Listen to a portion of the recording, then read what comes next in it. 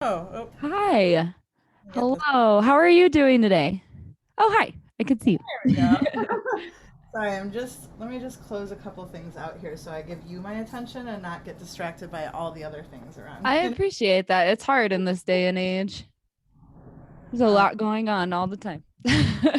yeah, the getting used to working from home has multiple monitors in front of me that can distract me at any time. So. Absolutely. I get that. I have a 1-year-old and a 12-year-old. So I'm like and trying to work from home like just Wow. now for the first time Well, ever I, trying to I work from home. Crazy. But that's why I'm trying out this new microphone I got because my from headset. Shure. I love Shure. Yeah, see, I know nothing about it. I don't I'm like a noob at everything, right? At podcasting in general, but then also like I'm taking singing lessons and stuff too just cuz it sounded like fun. That's And awesome. yeah. So I was like I'm going to buy a microphone. I have no idea. So I'm glad to hear that you like it because this is literally my first attempt with it. And I don't have it mounted or anything. It's so goofy, but I'm like I don't want you to hear the vacuum right above me. You know what I mean? So I'm hoping this will eliminate any of that. Oh, it definitely does. I can't hear anything else. They're a Good. good quality. They're a good quality company. So That's you what I heard. I probably mean, picked at a good least for one. for starting out anyway, it's a good choice. Mhm. I mean, I'm excited about it so far. I'm like, I can hear myself. This is crazy. This is really cool. Nice. So anyway, tell us about you. How are you involved in the music community? I didn't like do any background research or anything. I literally got tagged with like 80 people in one day and was like, okay, let's go for it. Well, actually, I'm looking around your background and noticing. I was like, "That's my name," and then I was like, "I think that's a summer camp poster above you." It is. Oh my God. All So you're already my right. favorite because summer camp is So my yeah, I favorite. am a director at Summer Camp Music What? Festival. Amazing. Um, I've That's my been with favorite place in them. the world. I think I started with them around 2004. It's been a long time. It's hard to remember. Yeah. The first time um, I went was '09, and that feels like forever and a half ago. it was forever. I think the festival itself started in 2000, right? 2001. Because they were going to do the 20-year reunion and then it got Right, in canceled, 2020. right? So 2001 was the first year, Okay. and then the 20th year was 2020. And yeah, rescheduled. Are you? Is that a ShoeFest koozie? No, and that's the second time I've Oh. gotten that, which is so funny. But I know, do you know Anna Garrett? Is that how I got introduced to you, though? That's not how I um, got introduced to you. no, I think it was may have been.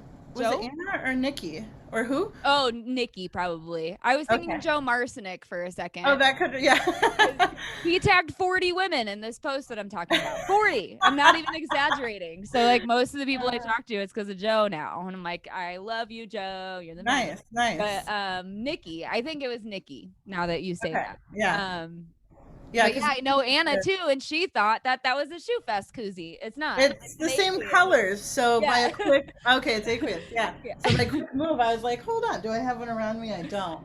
But ShoeFest, Matt Robinson and I are partners on ShoeFest and Tex Cool. Winterman, and so I got excited. I was like, wait, you're representing everything here.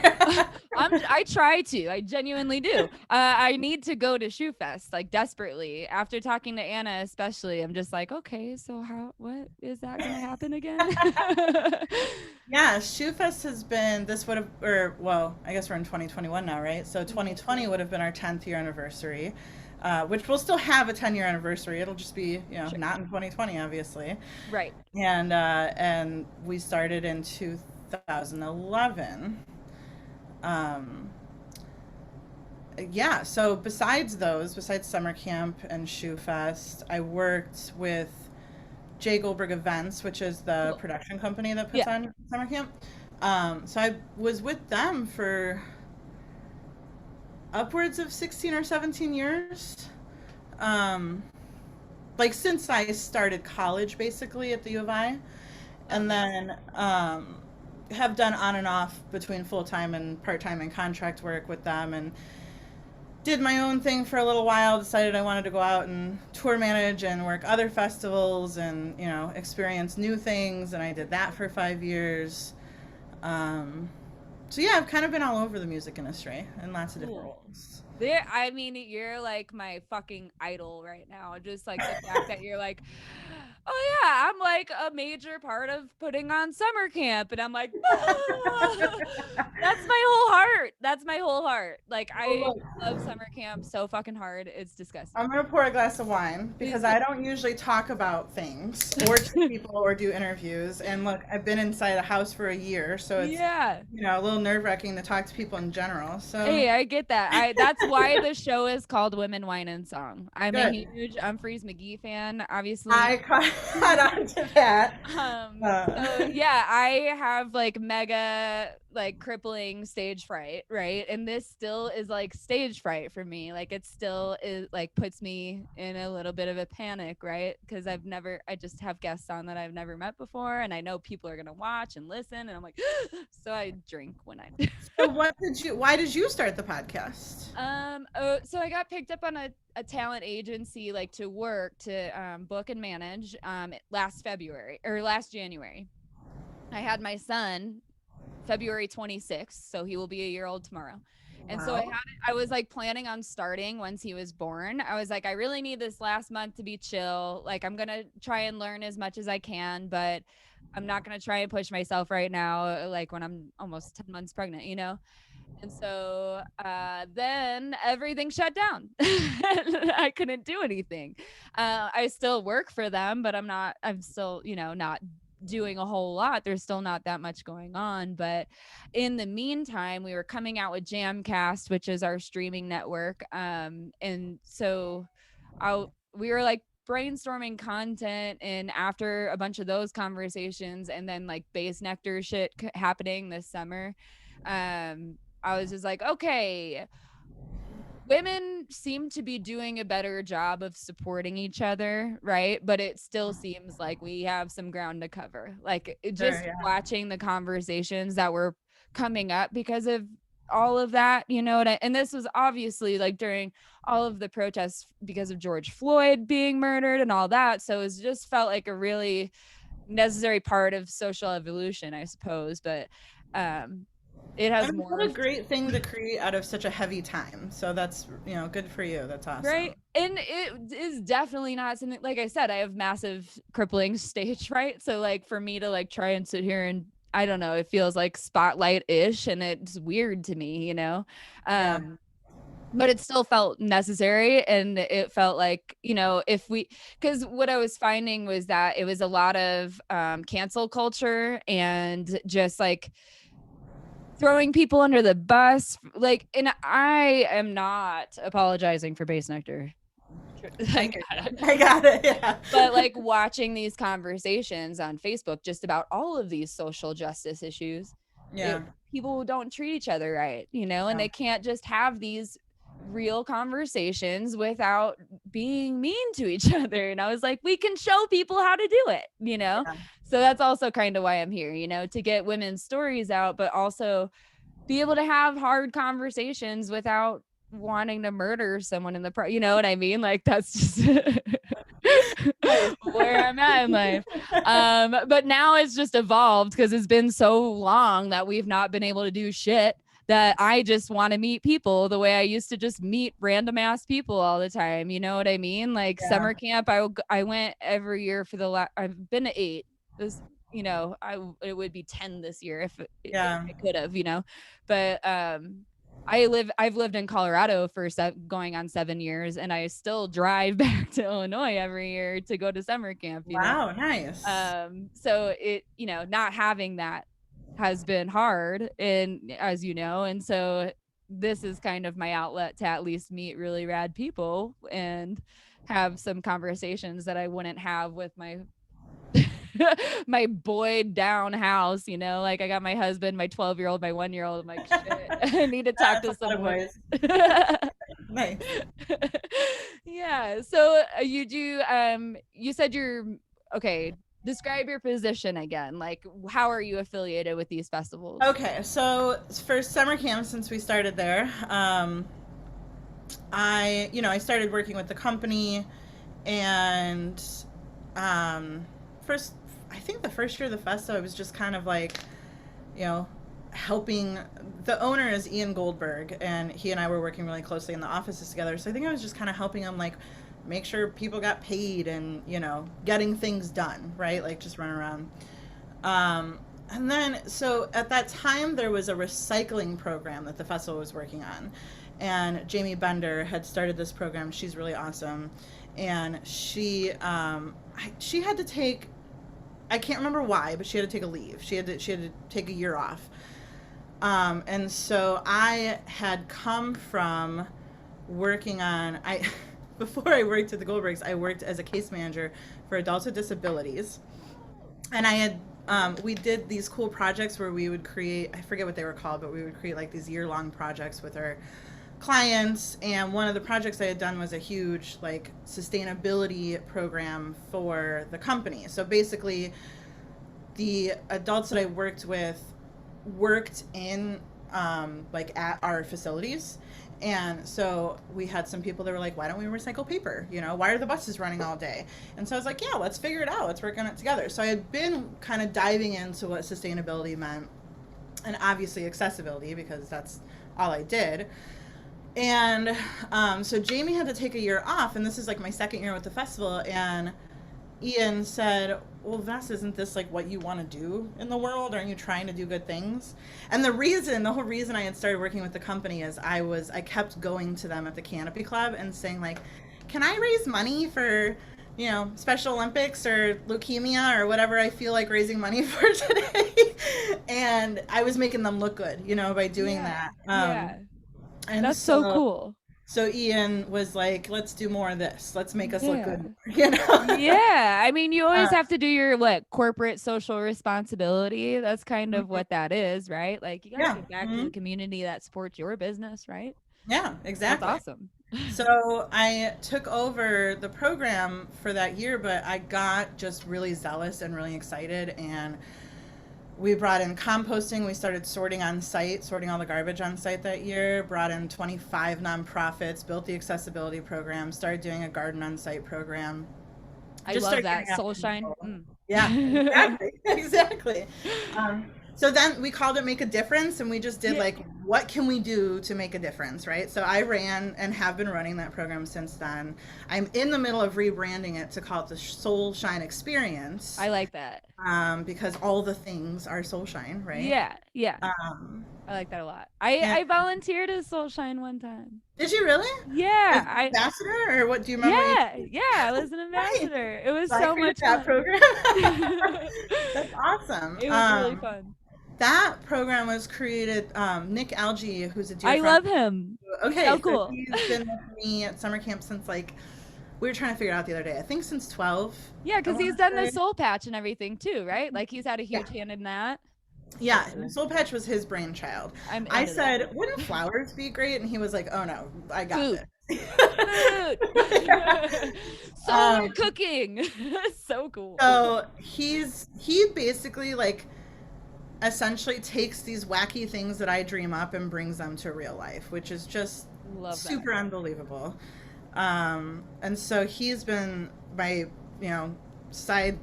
partner in crime for however many years now with all of that. And the program has grown so crazy. I mean, we started out, the first year was just me.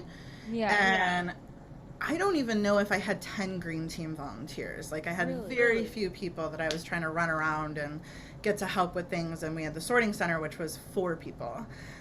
Now that program is over 500 people when you count the 3 sets of volunteers, all of the staff involved, and everything that goes into it. 4 sets of volunteers.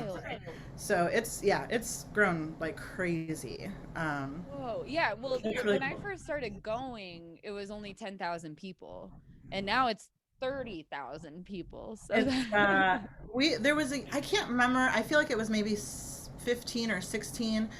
One year, all of a sudden, it doubled out of nowhere, and we were all like, "Whoa, this is happening now." I think it had to be around 2014. That I'm guessing. Okay. I went 2009, 2010, and it was tiny, right? In comparison to what it is now. Like it Oh, just yeah. felt so much smaller then, you know, and it was only like 10,000 people. And then I took a hiatus because I had my first son and it just got too hard when he was a toddler to figure out, I don't know. So I took a hiatus. Well, his biological father is who took me to summer camp for the first time and who introduced Okay. me to Mo and Umphreys and all that. So that's also kind of why I took a hiatus. I left him and didn't want to run into him at shows and stuff. So Fair I just enough. kind of Yeah. stopped for a while. Early 20s, you know, so like low self-confidence, like dumb. So like I was afraid to go to shows. Now I'm like, oh fuck that. This is my shit, you know, but before, no. And so, oh no, I just lost my track. Where was I at? What was I telling you? You took a hiatus and Oh then yeah, you had and to then I come came back and back it in was really big. 2014 and it was crazy huge. It was crazy Yeah. huge out of nowhere. And then and everything like the layout was different and everything. I was like, "What?" Now Well, I'm yeah, all because confused. We moved Sunshine that year. Mhm. And then the Jaeger stage became Star. I don't know if it became Starshine that year. And then we put the Vibe tent in. Oh, that was crazy. Yeah, there's Yeah. been a lot of Yeah. changes Yeah, in that I fest. feel like that was the first year for sure that I ever experienced that. But like I said, but I wouldn't be surprised if it was right in that time zone. It was Yeah. but that's when I met all my best friends in the world right now through that one year at summer camp. Great. So I 2014 is first near and dear. my first memory of summer camp is in 2002. I was in high school, and I went with a couple of friends of mine and had no idea what really to expect. Now, at this point, too, I don't even think there were 2,000 people there. So But I cool. hadn't gone to a music festival before, and I had to take a day off of high school to go, and I had just like told my dad like I'm going to summer camp. Don't worry. And I went with some friends, and we, you know, we camped in the woods. That's where everybody camped. Nobody Yeah. was camped in a field back then.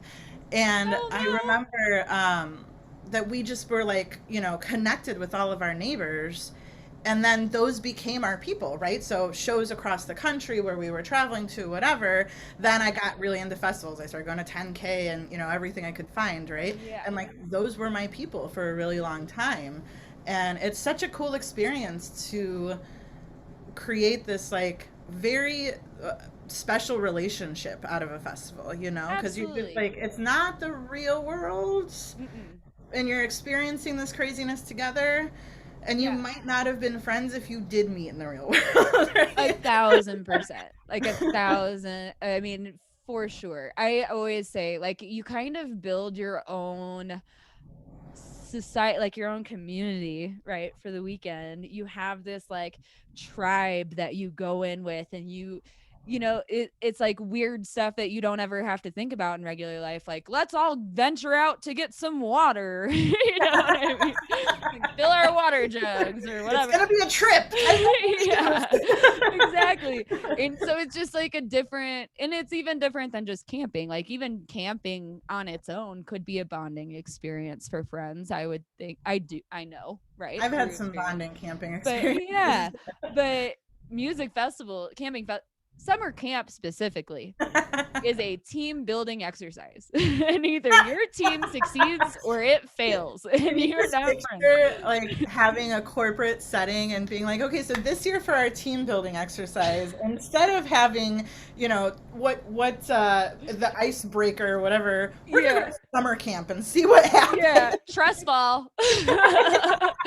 Seriously, so many people would not survive. Like so many people that I know personally in my day-to-day life could not they wouldn't have fun. Let's put it that way. They wouldn't enjoy it. From the second that they have to haul their shit from their car to line, they Yeah, would be done it'd be with too it, much. you I know? think that I feel like for me, age has something to do with that. If I went now, if it was the first time I was experiencing summer camp, it might not be for me. But at 17, hell yeah, it was for me. And then I just grew into it, right?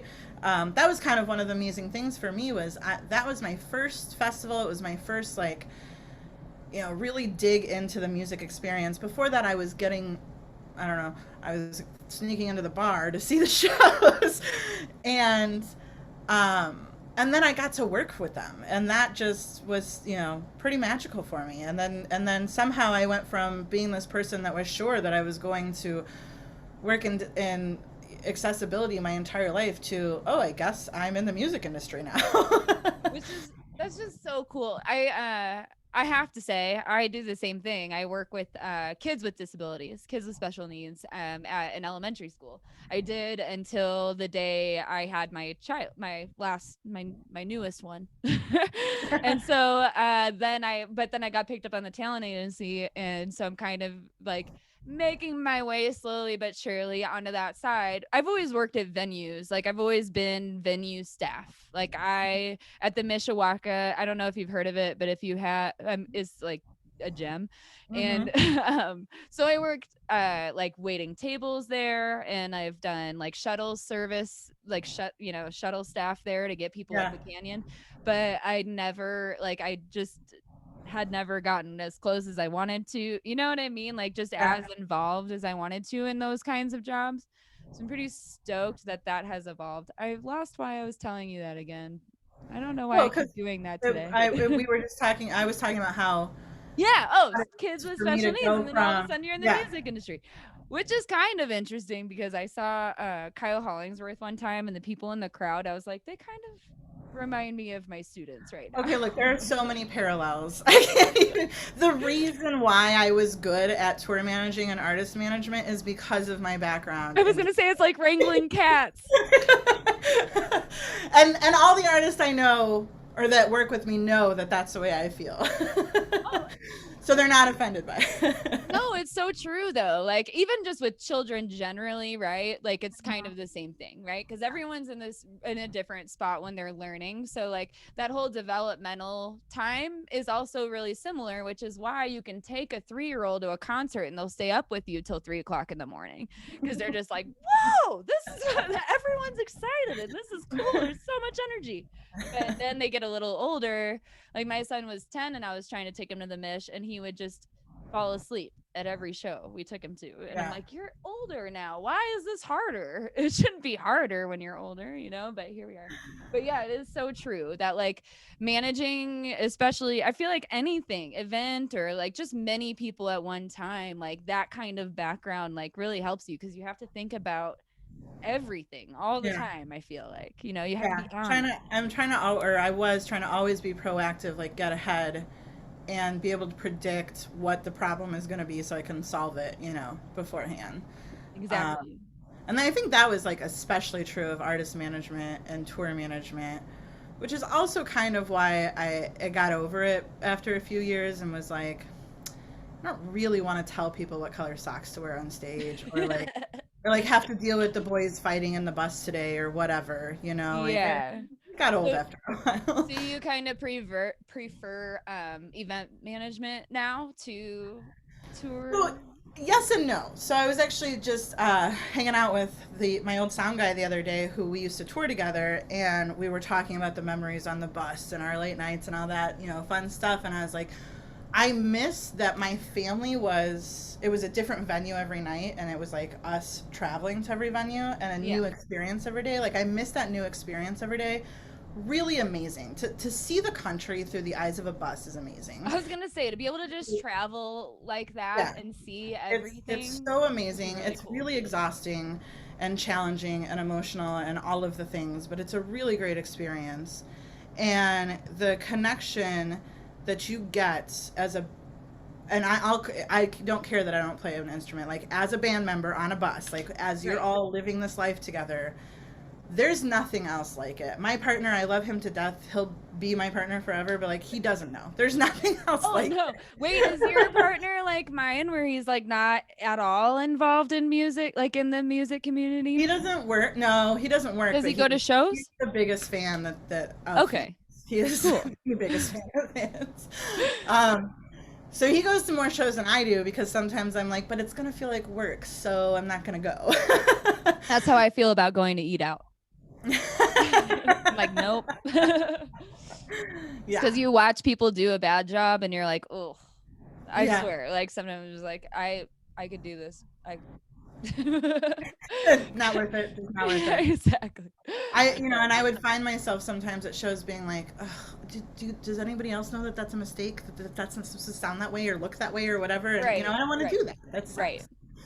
Um, but yeah, touring was amazing. I mean, I'm so glad I had the experience. And if I was still 25, I would do it again. Now I can't sleep on a bus, but I also love I love event management because I know exactly what to expect, and any hiccup that comes my way is a lot easier to deal with because there are less variables. I was right? gonna say there's less moving parts, right? Yeah, exactly. And so it's like I feel like more ownership. Like I got this. I know I'm on top of it. It's no problem. Sure. If I had tour managed for 10 years, it might be a little different. I only did it for 4 years or something. I don't even remember. Time is blended together. I would imagine it's hard, like, just to even keep people on task, right? Like, if that's your job and you're supposed to keep like grown-ups on task, is hard for me to It's do. more hard. I think for me, what was more difficult, well, first of all, because this is Women, Wine, and Song, I can't tell you the amount of venues that I walked into that people would say, so where's the tour manager? And I would put my hand out and say, I'm the tour manager, Vanessa Robinson. And the amount of times that the response would be, well, whose dick did you suck to get here today? What? And I had to not punch them, right? Like I couldn't turn around and be like, fuck you, right? So, am I allowed to swear here? Oh, please, please. Please do. So I had to, be the bigger person and say, nobody's. I'm really good at what I do. Yeah. Are you? Yeah. Yeah. So that for me was one of the bigger. How do people think that's okay? How do people think that's okay? I think that things have changed over time, but this was 10 years ago, and even only 10 years ago, I mean, the industry is a men's game. It is. It's a man's 1,000%. So, and female tour managers are very rare. They're growing more and more, thank God. But it's very females in the industry. Period. Just rare, right? Absolutely. So, and so people thought I was a girlfriend or a wife or a groupie or whatever, or I'm just the merch person. And by the way, I didn't mean to say just the merch person because those people are so important, and I cannot believe that people have the tolerance to deal with merch all the time. I'm super impressed with them. But it was just disrespect a lot. And so the difficulty wasn't necessarily ever like the band. Like I love my guys and girls, and it was more of like what happens when I walk into the venue. And it's not always about sexism. Sometimes it's just like, man, you told me the stage was 40 by 12 or 40 by 20 and it's 20 by 12, Right. Or where are my passes? Where are my passes so we can get inside? One time we walked into a venue and there was no PA system. What? And I was like, well, how does the music happen? Right? Yeah, no shit. They were like, well, we just assumed you bring one. And I was like, we advanced the show and you gave me specs and there was a fucking PA system here. And they were like, well, that's one that we can rent out, but you didn't tell us to rent it out. You didn't tell me I had to tell you to rent it out. No shit. Anyway, no PA system, right? So crazy shit happens on the road. That doesn't make any sense. I feel like we're lucky that women are taking hold in the industry. Can you hear me? Am I too far away? Okay. I'm like I hate my hair right now, but we're gonna just live with it. It seems like women are definitely more present in the industry than they have been in the past, right? So that's good because I do think that like men and women are very good at very different things a lot of the time. Of course, there's always exceptions, but like a lot of the time women are better at managing and micromanaging and just staying on top of shit. Whereas, I don't know, like my husband will get shit done. Like, when it's on his mind. Right. And that's kind of where it's at, is like your brain can get the things done that I can't get done, but I really want to happen. Does that make sense? I don't know. I'm coming at it probably from a mom perspective too, where I'm just like, they don't think the same way ever. Yeah. Like they just don't think the same way. And so it's cool, like to have more women present that are like, just, it's me. I'm the manager and shit is moving. So where do I go? It is really interesting. I think one of the things, so as a manager, I am constantly like, I want to be a good manager, right? I want to be a good leader. I want to be a good support system. I want to make sure that like I'm giving my people everything they need to succeed. And so whether that means trying to find seminars or business school or whatever, like I always want to learn more. And I feel like one of the things I've noticed that because I try to pay attention to how somebody's reacting when I ask them to do a task or through a project or through 5 hell days of a festival or whatever, what are they struggling with or reacting to? And there are things that I've noticed with the men that I work with that I'm like, I didn't even know brains think that way. And now I have to acknowledge that brains don't think the way my brain does. So I have to like figure out how your brain. We're frozen. Can you hear me? We're frozen still. Oh no. I don't know if you can hear me, Vanessa, but I can't hear you. We're stuck. We're stuck. Wait, I have you back. Did you hear me that whole time? I'm like the whole time. So and then I just got a thing that says my internet connection is unstable. I bet I know why. Give me 1 second. Yeah, absolutely.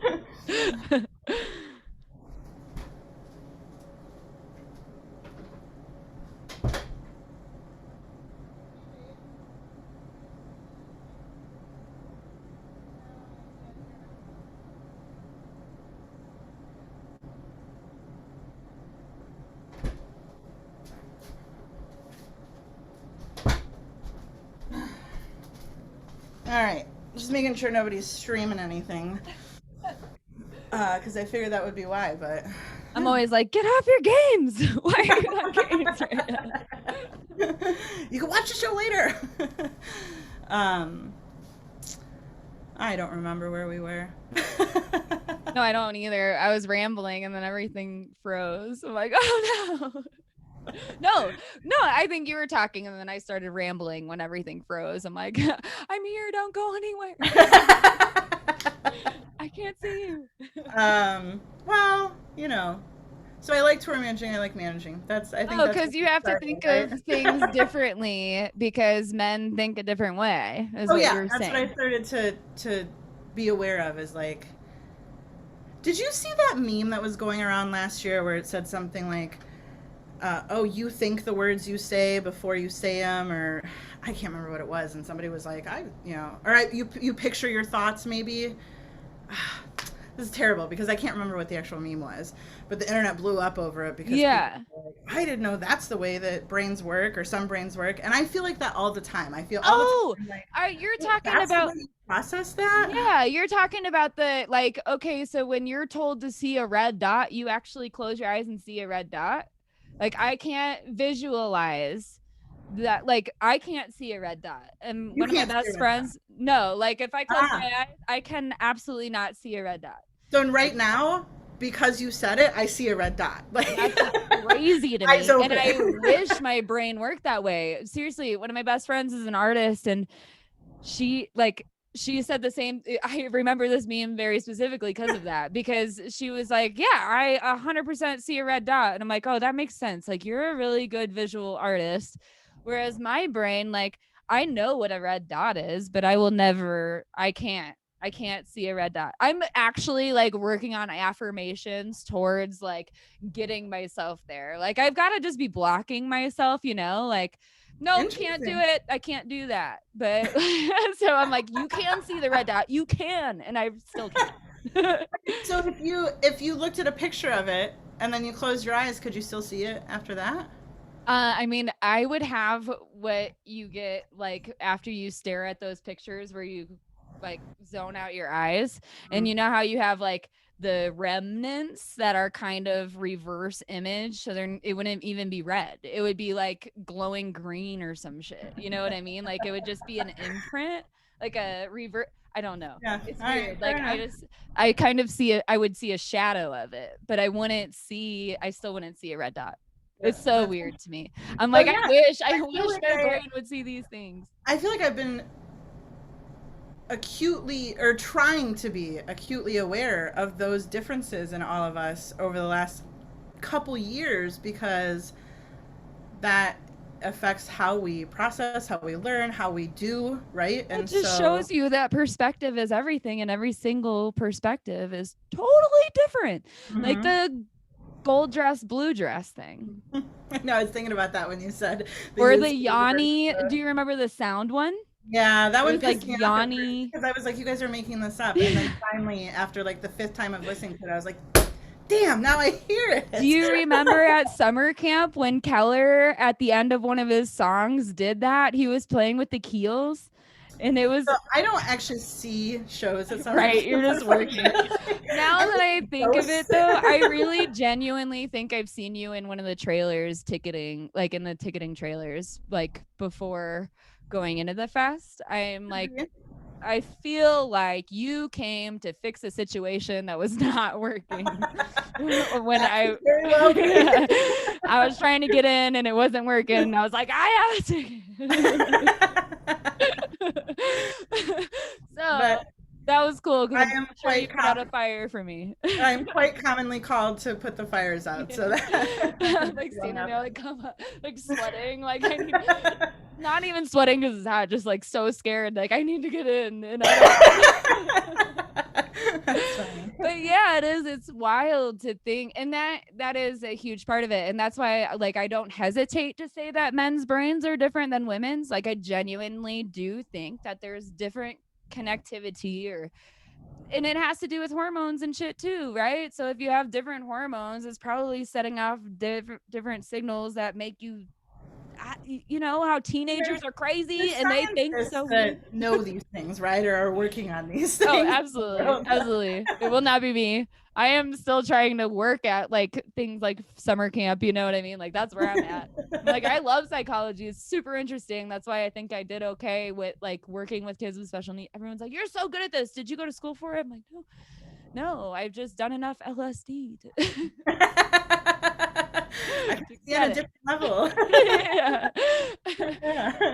I tell people like Native Americans look at, you know, ADD as, or like schizophrenia. They look at it as like the spirits are speaking through that person, right? You know, so I say shit like that around people that work at the public schools. They're like, what? I'm sure they love it. Yeah, I'm always the weird one that they're like, okay, we're normal. She's next to her at lunch. Okay, so I think what we had started on before, like 17 different tangents, was that like what, so your position is management. You prefer event management these days because it's just I think because I'm feeling older, I prefer event management. Although that's a terrible statement, because to be honest, I don't know that I could, now that we've had a year plus off, or a year off, I don't know if I can go back to run an event. When I go to summer camp, I'm there for 3 weeks plus or minus 2 days. I am on site living in a field for 3 weeks. I don't sleep.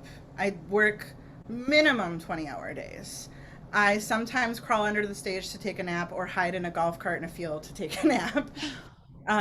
It's just, you just get through it. But afterwards, there is this very, very, very real depression that has gotten a lot worse the older I get. And I'm a little bit afraid of what's going to happen after the quarantine or the pandemic is over, right? But I love event management because, you know, I feel like there's less variables. I know what to expect. I'm definitely too old to be tour managing anymore. And like, shout out, because most tour managers are actually older than me, and I'm not that old, even though I think I am in my head. I just know I can't do it. I was gonna say, based on your summer camp numbers that I've heard today, I feel like we're pretty close in age. You might have a couple years on me, maybe, but like I think we're pretty close. I'm about to be 33, so I'm not afraid to say. A couple years on you. I'm 36. I've been having a problem where I can't remember my age, but I'm pretty sure I'm 36. I don't think that's a bad problem. It's like, I'm alive. Hey. But yeah, and then ShoeFest is easier for me as a festival because I'm there for a week. It's a lot smaller. It's a lot smaller of a setup. It's a lot smaller, you know, all around us. Generally, yeah. So like I can go in on a Monday and leave on a Monday or Tuesday and Mm. the following week and get through it, and it's not as bad. Yeah. Um, and is I shouldn't say as bad. It's just not as long, right? Right. Um, but yeah, I think I prefer. I mean, I do prefer that, I guess, over tour managing, and I think I do prefer that over um, venue managing. I mean, I was directing Canopy Club for the last 5-ish years, and had been working there.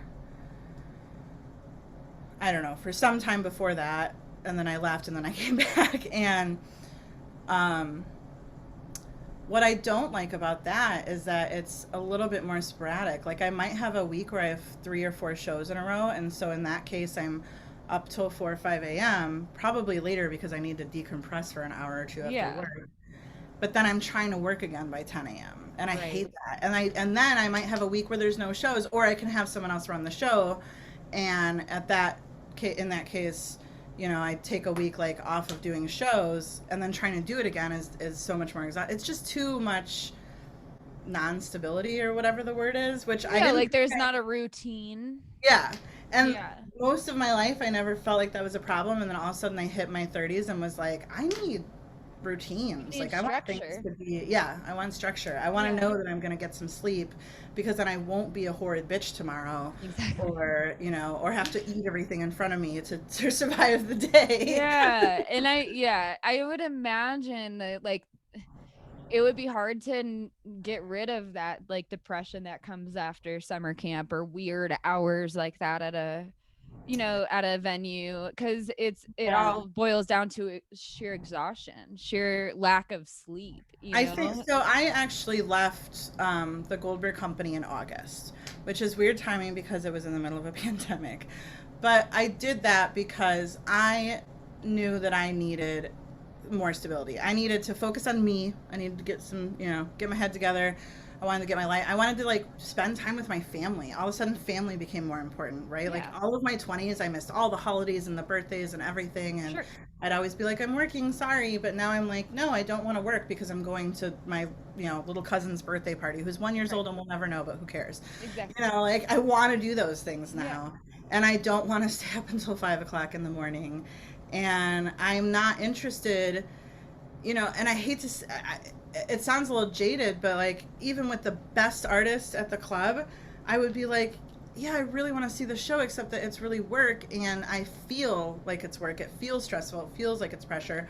So I'm not enjoying it. I'm not enjoying my job. I'm not enjoying this experience. Yeah. And so I needed that change for myself. Absolutely. So And what are you up to now? well, not a whole lot. So, I mean, I will always, ShoeFest is my baby. I mean, when I always say that, like, when you walk into ShoeFest, to me, it's like walking into my bedroom. Like, it's very personal to me. Yeah. I think that the three of us partners have put a lot of ourselves into that festival.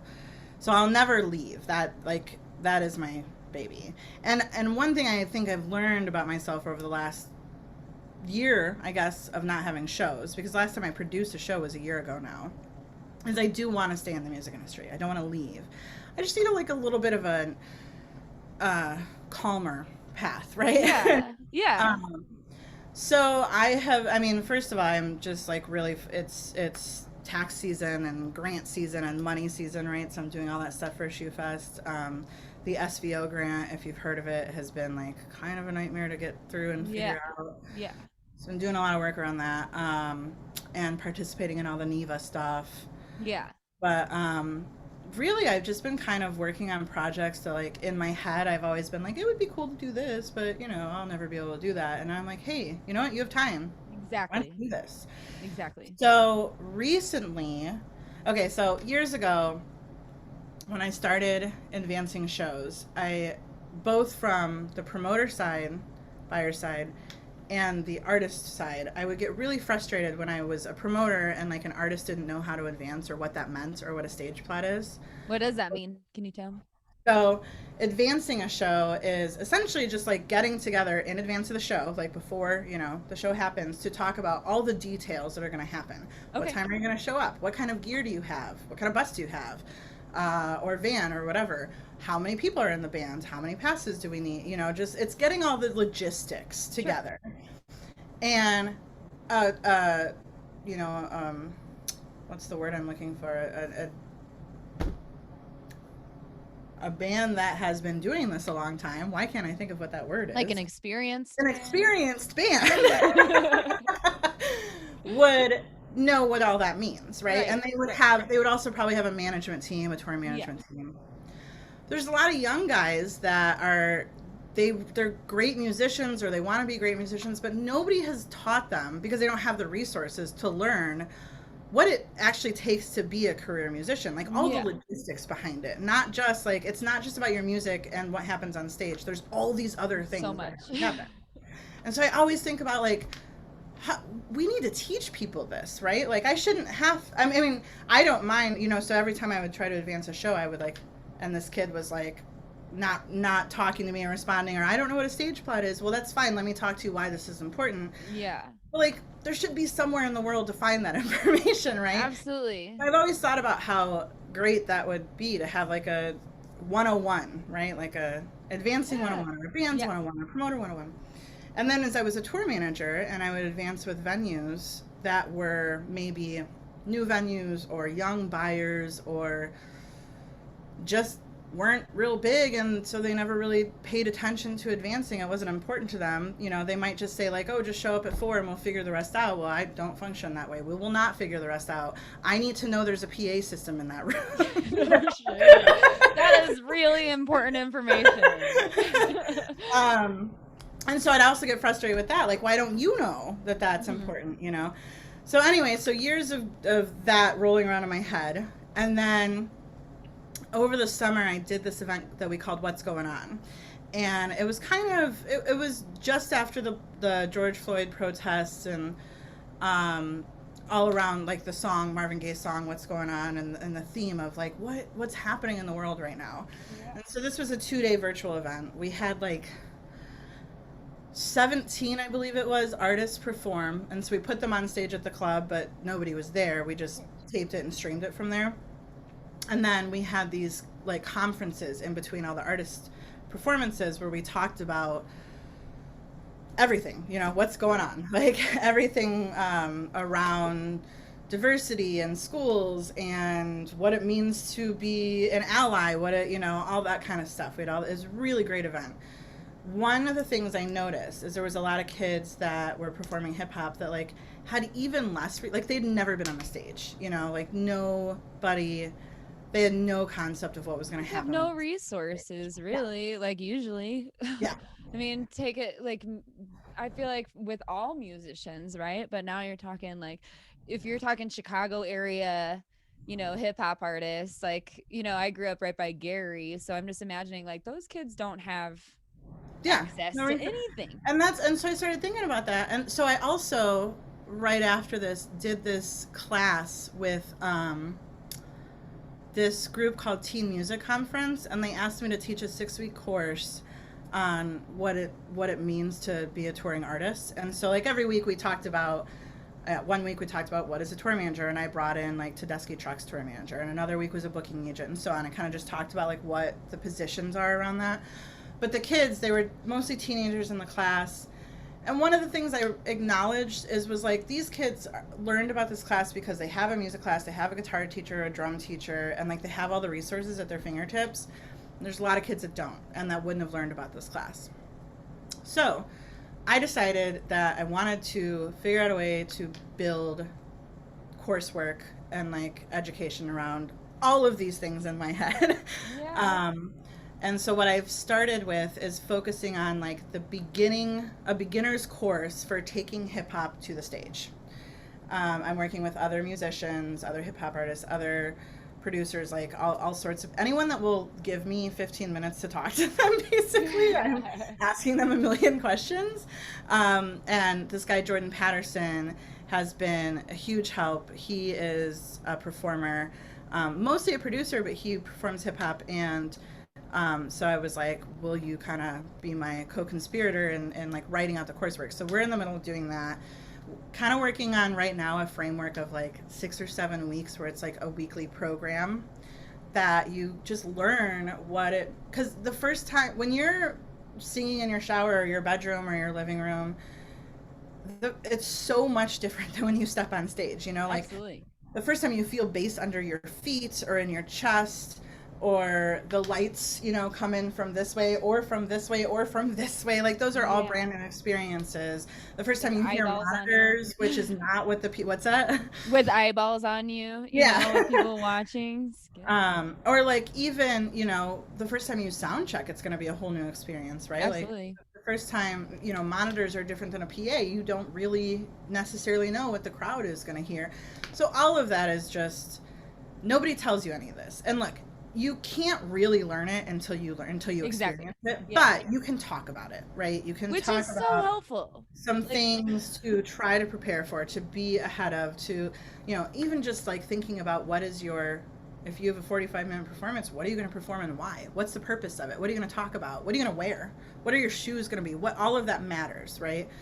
So that's what we're working on. We're building that out, and I want to like take it as far as I can. I want to do every genre possible. I want to have teachers that like the kids, you know, look up to, that, you know, they relate to. I want to take it further and have like a course around, okay, let's get your music online, or this is how you sell your music, or this is what it means to have a booking agent. I don't know, like I want to be able to help people learn all that stuff. that sounds so cool. Because for, like, I feel like my whole life has been like playing catch up because I never know the questions to ask, right? If you're new at something, you don't even know where to start usually. You know what I mean? And so then like you learn a little bit and then that opens up your mind to a little bit more. But like if, like for me, whenever I'm new at something, I'm so like worried about myself and like messing up that I can't even think of like what would be a reasonable thing to ask. What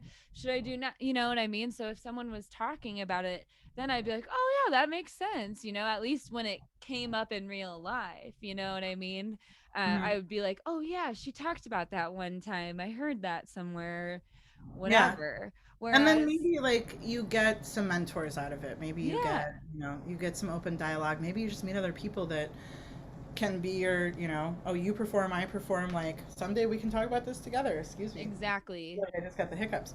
Um, so yeah, I feel like I've always really wanted to be more. That's one thing I enjoyed about artist management, is being involved in that kind of stuff, is being Yeah. able to like really support and help make dreams happen. Yeah. Um, but I kind of want to do it more with like the aspiring youngins these days. Yeah. I mean, even with like, I am dabbling in management and booking now, but like, I have next to no experience other than building my own event just once a year, So, and I'm the only one that puts it on, and it was like maybe six bands at most. One year we had six bands, which was pretty chaotic, but usually three bands or so, and like 12 artists, with their own vendors with their own booths or whatever that Mhm. like I put together myself. But other than that, I have no experience really. That's huge experience, though. I mean, you figured Yeah. out how to do it, and then you learn from that, and then you learn how to make it better, and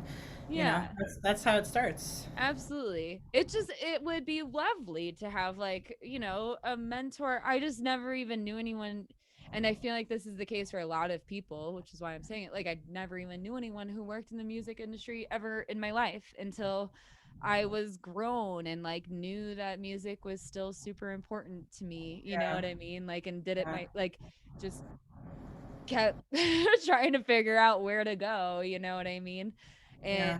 but it's still weird. Like it's still weird cuz like even the company I'm working for now, like they really are wonderful, wonderful people and so good at what they do. But I don't necessarily want to be like running to them every time I have a question because I know that they already have like so much they're taking care of. Sure, yeah. You know what I mean? So then I'm like, okay, so how can I figure this out on my own? But again, you need to know like something to be able to ask the question. You know Right. what I mean? I remember a friend once like drunkenly said to me like, "You don't even know how much you don't know," and I was like, Exactly. Exactly. I honestly, You don't know. no, nope, not even a little bit, and that like I didn't realize that until I was in my 30s. Like Mhm. there's so much to everything. And I've also been learning that recently, just like with practicing random things, that because like you said, we've had the last year to just like do these things, so like here I am with my new microphone because I'm doing this new podcast thing for like a year, and now I like know that there's better equipment I can use or whatever, you know what I mean? Like, but I damn it, I lost it again. I've done that so many times today. I just get so excited. I think one thing for me, and there's so much I don't know, and I don't know how much I don't know, but one thing for me, I've always been the kind of person that asks questions and like talks a lot. Like I want to know how to do it right, so I want to learn all the ways that all the people think they can do it, and then take the best of that. And so I feel like I'm very lucky to have a lot of mentors.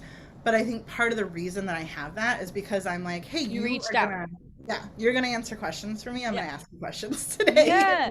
And I've spent a lot of time trying not to be, and it's weird because the older I get, the more afraid I do get. But in my younger years, I spent a lot of time like trying not to be afraid of that, and being really excited about being like, you don't work in my company, you work in the industry, but like maybe you're a booking agent or a tour manager or something, you do something different than I do, so I want your perspective, can you teach me, That's so cool. and luckily all those people have, they don't hate me yet.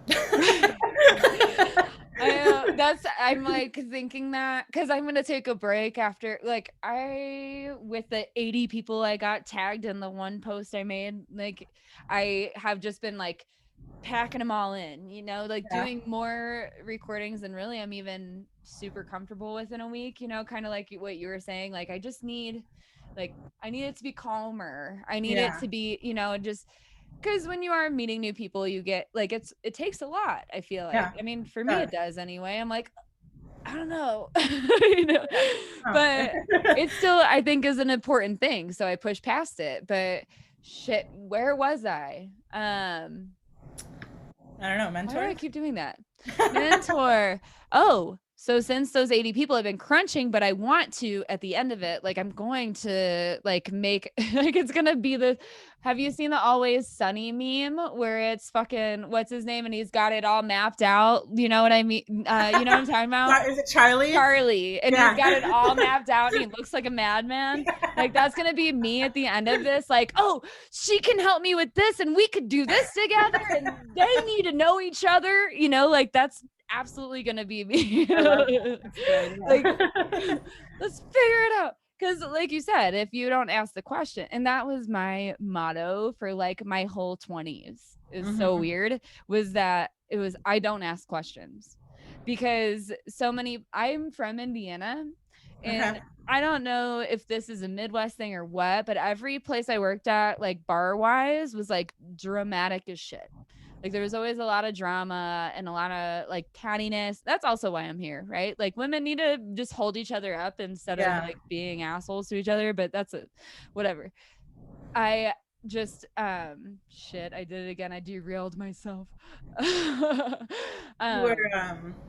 You were um not asking questions because yeah, my motto was I don't ask questions. Like you tell me what you need, I'm gonna do it. I'm gonna not push back. I'm gonna just do what I need to do, and I don't need to know the fine details, whatever. And that's interesting. it was a lot too when it comes to like shows, festivals. Like people need to be connected for whatever reason they need to be connected, right? And I'm like, Mhm. yeah, I know someone, but I don't want to know. Like, don't tell me. But yes. I used to work in Special Olympics, and I worked for oh man, I can't. The organization name is slipping my mind, but my boss would get really frustrated with me because he might, tell me to set up the bus arrival for this time or whatever. He'd say, I want you to do X, Y, and Z. And I'd say, well, can you explain to me why I need to do X, Y, and Z, or like why I need to do it your way? And he'd be like, what happened to the days when people just do their fucking jobs the way they're told to do? And I said, well, I could probably do that, but what if I learned to do it better because I'm asking you what the ultimate reason for it is? And I Exactly. understand the bigger picture, and then I'm better at my job. And he was like, it's not important. That's not your job. So I didn't last there very long, by the way. But for me, I've always been like, I get that it can be annoying that I'm asking you why you want me to do this. It's not out of disrespect. It's because if I know the ultimate reason, the big picture, then I can see it with you and I can And do a make better job. connections Yeah. and come up with a better plan. Like that Yeah. is always my thing, which is like blowing my mind because I'm like, shit, I should have been asking questions this whole time. But like because I do, like I have learned that like especially in the last year, is that asking what is your ultimate goal of this? And Hmm. like I almost always have a better plan for like than what was gonna happen. You know what I mean? Like it's always like, but this could be so much easier. It's funny though, because I'm saying this out loud and I'm also thinking of another experience where I've had someone work for me and I've been like, I want you to do this task, but I want you to do it exactly this way. And they don't do it exactly this way. And I'm like, so there was a reason why I told you to do it that way, and now Right. you fucked up. Yeah. Well, and that's different though, because that's like this is obviously planned, right? Like if I'm giving you steps and like you don't ask the reason either. You know what I mean? Like I think that's part of it too. Like if you're not like, oh, why do you want me to do it that way or anything? Like you're just like, nope, I'm just gonna straight up do it It wrong. might be like almost an unconscious test for me to be like, are you going to last with me? Hey, I get that. I get that. I totally Um, do. It yeah. it's hard to find good people, right? I think often about how when like in my mid 20s, I would totally step on toes kind of in that way, but I wouldn't talk it out, right? I would like show up in a restaurant and be like, this is wrong, this is wrong, this is wrong, and like just change everything and not tell anyone. And they would be so mad that shit wasn't where it was supposed to be. And I was like, it didn't make sense there. That made no sense the way it was. And they'd be like, yeah, but you can't just change shit. I'm like, why not? Now I'm like, oh fuck, I'm an asshole. Yeah.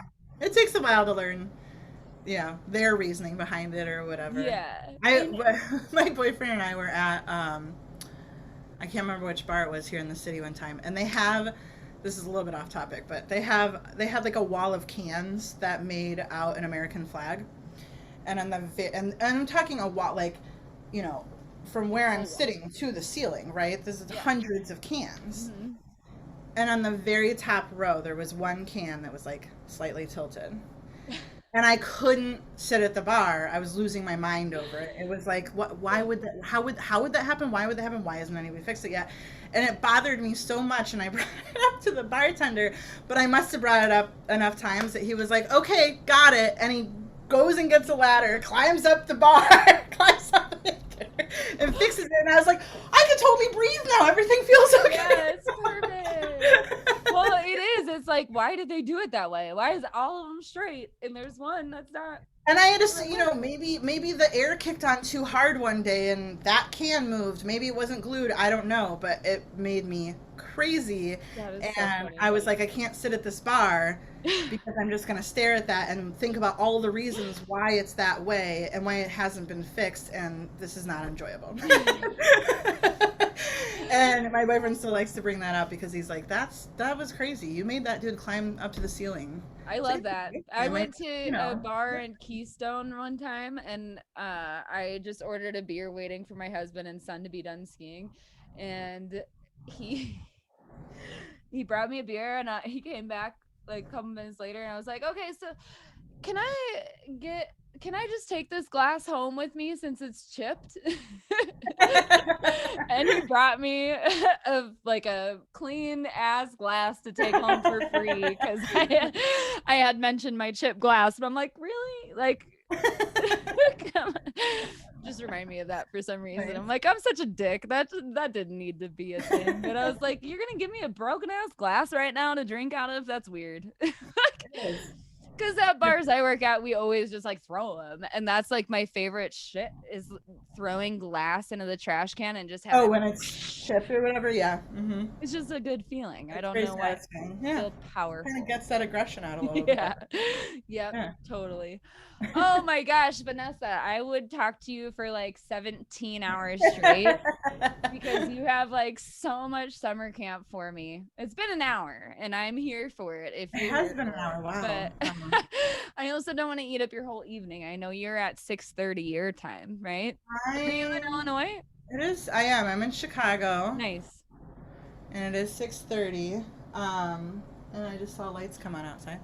Um, yeah, I mean, it's been awesome talking to you. I don't know if I have anything else, to talk about anyway. So, I think uh, you do. I think we'd go on. I'm I mean, pretty sure. you know But what? I did want to. You had mentioned something earlier that I just wanted to touch on. As you were talking about bringing your kid to festivals or concerts, and like from being a baby to a 10-year-old, that experience might change. And one of the reasons why my partners and I have run with ShoeFest for so long is we focused on making it a family festival. I love that. And I don't have kids, but both of my partners do, my business partners. I've said partners a lot in many different forms tonight. Like, you got money. and, It's all right. and we still want to go to festivals, right? They still want to go to festivals, but want to be able to bring their kids and like feel okay that their kids are there, feel like their kids have something to do. So we spend a lot of time at ShoeFest curating kids' activities, music, also, yoga, dance, and then we have like bands for the kids, and then just like really make sure that it's a family safe, friendly thing, but it's still a fun time for the parents. Yeah. And I feel like that's kind of what has made our festival a little bit different than other festivals. It's also, smaller, and that's on purpose. Right. But that's something that we've been working towards, and like we'll continue to, because we really, as we grow older, like I said, like I don't know if I could handle summer camp right now if I had never been, but I could handle a festival that's like a little bit calmer, right? Yeah. That maybe doesn't have like booming bass till 5 a.m. Right. And also that like I know, especially if I have kids, that they have something to do and they're not going to be bored. And so that's been really important to us. And I just wanted to touch on that because you had mentioned, like, like I said, I don't have kids, but I know that a lot of people have that struggle with, I want to still do these things, but can I, or should I, or whatever those questions are in their head. And believe me, like, no judgment from me, because if I had kids, they would be like eating out of a can right now. Like, really. Here's some Doritos. Good luck, but no, I that's so important, because I would never in a million years bring my kids to summer camp. I just wouldn't. And I know they have kids camp. I know, like, I know they try, but like it just still doesn't feel like a place I would feel awesome having my kids, for one, because that's my weekend. It's like your time, right? That is my fucking weekend. But right.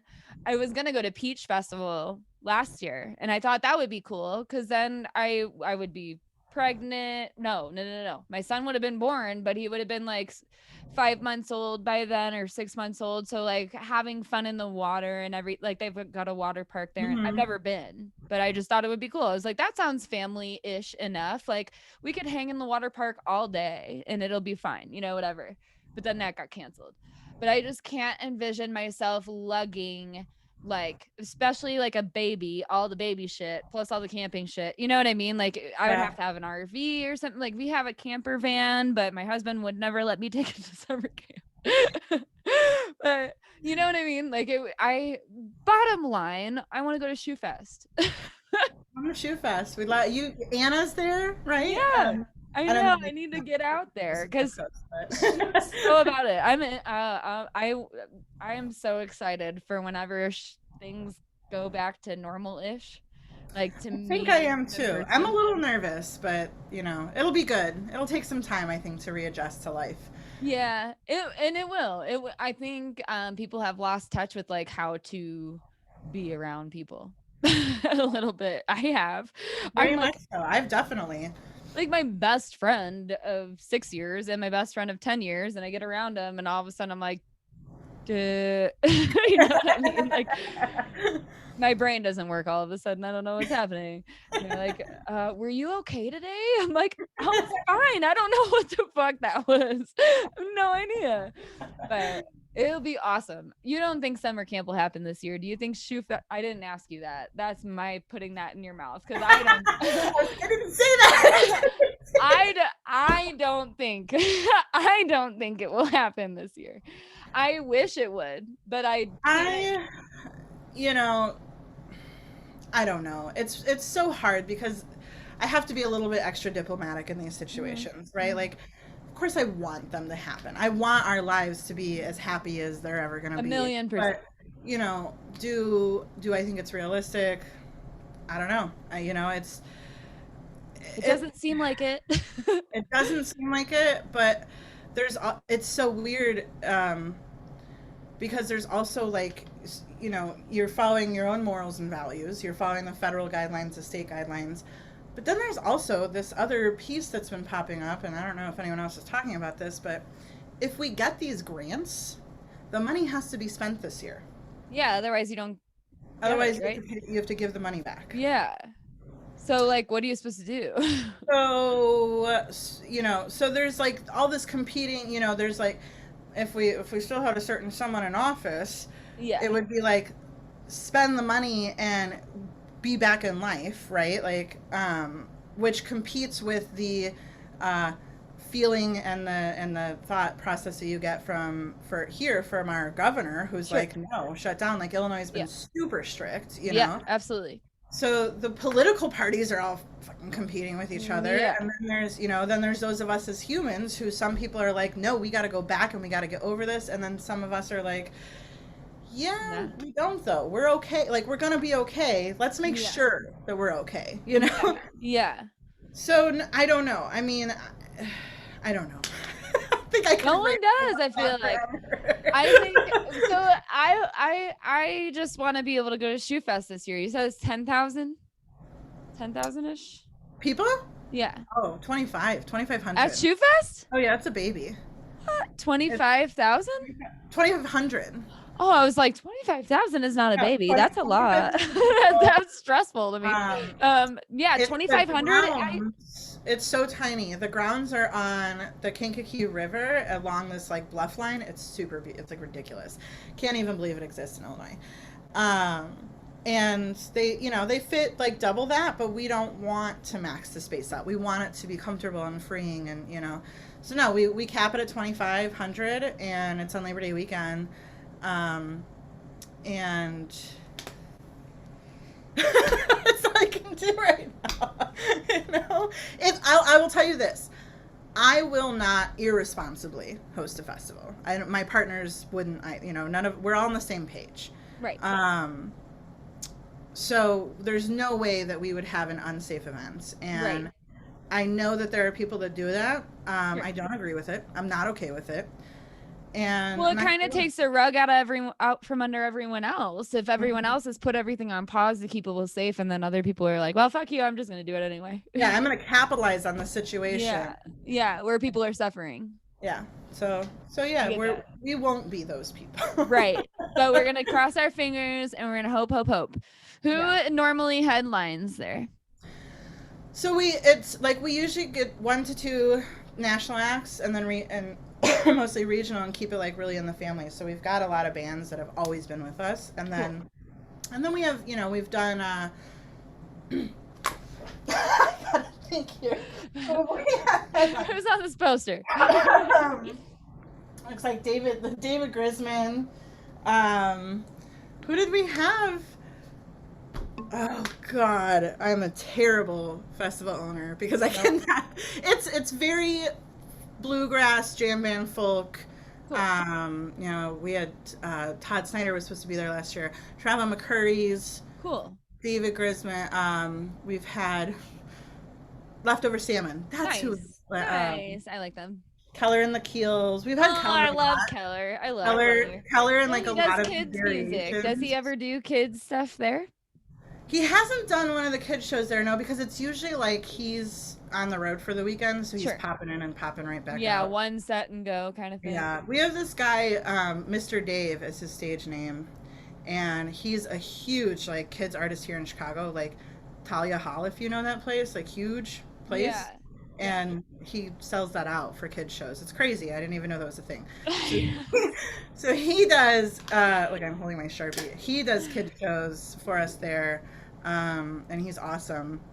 And then there's a lot of, like I said, like kids yoga and kids dancing and kids karate and face paint, and the grounds that we're on is actually a campground, and so during the summer they hold kids camps. So a lot of their counselors will come back for ShoeFest and do like kids activities, which is That's super. rad. That's so cool. Yeah, they're really. I'm getting like the chills. Like they're the sweetest. I know. I'm like, that's so cool. Oh man, that's awesome. Yeah, after having talked to Anna and now you, I'm like, yep, I'm gonna go there. I have this whole list though. Like, I'm really hoping it lines up to where I can just be like, I'm gonna take a month and just go hit all the music that's happening. And I know that kind of also defeats the purpose of keeping things small, but also I'm a safe person. And Well, I follow all the rules everywhere, right? you might just get tired. I mean, and then Right. you might just be tired after Right. what I do, right? That's very true. That's because I'm thinking like I'm gonna drive to Illinois from Colorado, and then I'm gonna do like Virginia, North Carolina, and then Florida, maybe even Key West, which is another 15 hours from my from North Carolina or some shit. Like, okay, maybe that's a little much, but you're gonna take a cross-country trip yeah, and back with music festivals in between. Yes. But I can't plan it until I can't plan it till things are announced. So we'll see what falls in place. Yeah. Or maybe, maybe it's 2022. I know. And that's probably what it will be. I'm down for the drive-in stuff though. You know what I mean? Like the drive-in, that doesn't even feel weird to me. Like traveling to do a drive-in because you're staying in your own car and you're like, oh, so I stop at the gas station. I would stop at a gas station anyway. You know what I mean? I'm not like, I don't know, but the regular shows, like if there's, I feel like I'm still gonna feel weird about that for a while. Yeah, I don't know how ever, like, I don't even know how to ever stand inside a bar again or a venue. How wonderful is it to not have to show up at the show early? Like right now in Colorado, you can do things. It's just not a lot, and it's distant and there's regulation, whatever, but like any show that I've been to in the last year, which is not many, like a handful, but they've been like table service. So like you can't leave, the only reason you can leave your table is to go to the bathroom. You have to have your mask on if you leave your table at all. And then at your table you have table service, so like you're not going to a bar. So now you don't have to get there early and hold down space. You don't have to communicate with your friends like, hey, stay here because I have to go pee really quick. You know what I mean? Like that random, get there early so you get a good spot because you already have a table. You know what I mean? Like as an aging person, as we all are, it's nice to be able to just sit and chill. So interesting. I mean, I think over the weekend, Illinois started loosening their restrictions. Maybe there's like a 25% capacity thing right now. For seated shows, I think that's about to be allowed, but it hasn't been. Right. And I can't. It's gone. So I can't picture the red dot. Like it's gone from my mind. I know, it's weird. It's very weird. And to be like elbow to elbow with the person again, like it's gonna take some getting used to. You know, like get out of my fucking Somebody face. bumps into me. I'm like, what? Why are you touching me? Yeah. For real. Yeah. Oh man. Okay. I really do have to go only because I have to go pee, or I would never say goodbye to you. I'm like crossing my legs and like doing my kegels, like holy shit. But seriously, I really enjoyed this. Thank you, because I was definitely nervous, and I think I told you I was like, I don't have anything to talk about. I don't think you want to talk to me, but it was great. It was a lot of fun. No, this is wonderful, and seriously, I've had shows that last 20 minutes, so that tells you have a lot to talk about. Don't underestimate yourself. I mean, I would love to have you back on, but also I would love to pick your brain if you're down to be a mentor. I'm here. I like talking. A mentee. I guess. Yeah. I like talking about music industry for sure. Yes. So yeah. call me anytime. Right. It was so good to meet you. Like so good. Nice if you ever have anyone, like any position you need to fill at summer camp or ShoeFest, just let me know. I will be there. Got it. Yeah, but otherwise it was wonderful to talk to you. I will talk to you again soon. All right. Have a great night. Have a good night. Bye. Bye.